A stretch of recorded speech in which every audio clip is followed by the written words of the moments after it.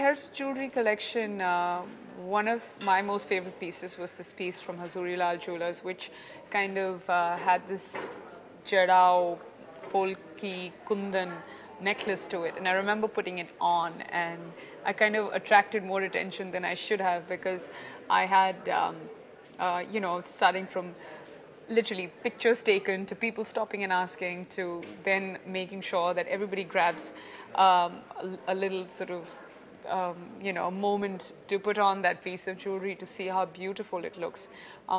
When you speak of heritage jewelry, you want to make sure that it speaks of a certain class, it speaks of a certain sense of sophistication, it speaks of a certain sense of, richness that comes in with, without it being too jarring, but at the same time it has to have a voice of its own, and that's why it goes into a heritage piece, and this one definitely was.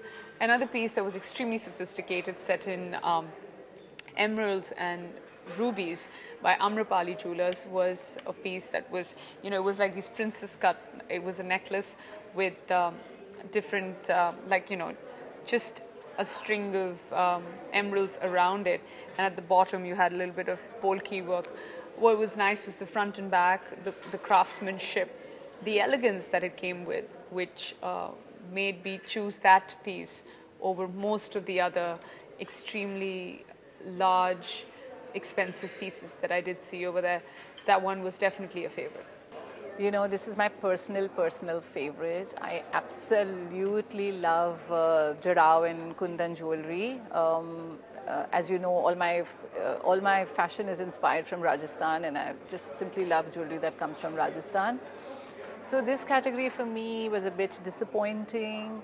I expected to see many very beautiful pieces. What was disappointing is that some of the pieces had a lot of work on them, but they were so big. I mean, I don't know who would wear such big pieces.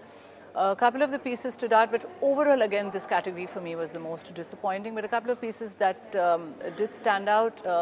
One particular Kundan necklace by Neelkant Jewelers. Simple, classic, not over the top. Yeah. So a couple of the pieces I felt that these are the pieces I would want to own and buy. But the rest of them, I think, were just too large for today's woman to be wanting to buy and wear. See, heritage jewelry is something which needs to be defined very clearly in the manufacturers' minds, even in the consumers' minds, because heritage is, India is rich with their heritage and culture. So from that perspective, it's not just about one particular kind of jewelry. What happens is, most of the time you see maybe a Kundan or a Jarao kind of a jewelry which is seen as heritage, but that's not necessary that we have to limit ourselves there. There is a huge amount of, even from the architectural perspective, if you see the heritage that we have, or the background, the cultural background that we have in jewelry, that needs to evolve. And I think we have miles to go in terms of on the heritage side, because just chunkier jewelry doesn't mean that it's going to be a heritage jewelry. So we need to study our heritage when we start designing, and based on the inspirations that you have from there, then we need to design it further. So in this competition, I did see some evolvement. Things have evolved over last year, but I think there is enough scope, enough potential to do even further. The piece that I love the most is designed by Popli Diamond and Gold Plaza.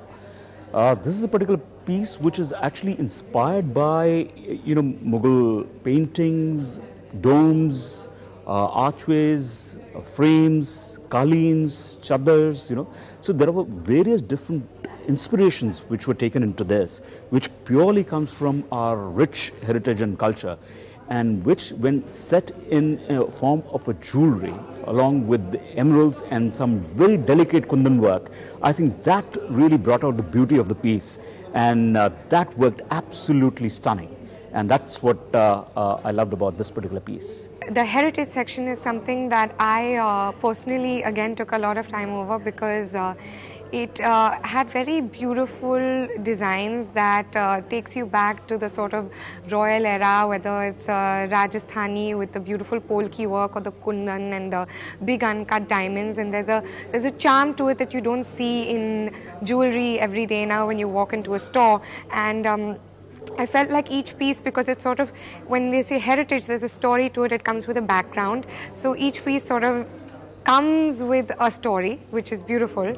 And the piece by Hazuri Lal has big uncut sort of Jarao Polki diamonds, which and they've used it all through the piece and offset it with a green, what I think would be emerald, and or then meenakari work. And it looked really, really striking because of the way in which they've used the kundan and the polki, which I thought, even though it is, you know, going back to the royal era and was very Rajasthani, it had a sense of contemporariness to it, and the manner in which they've used it. So it worked for me, the combination.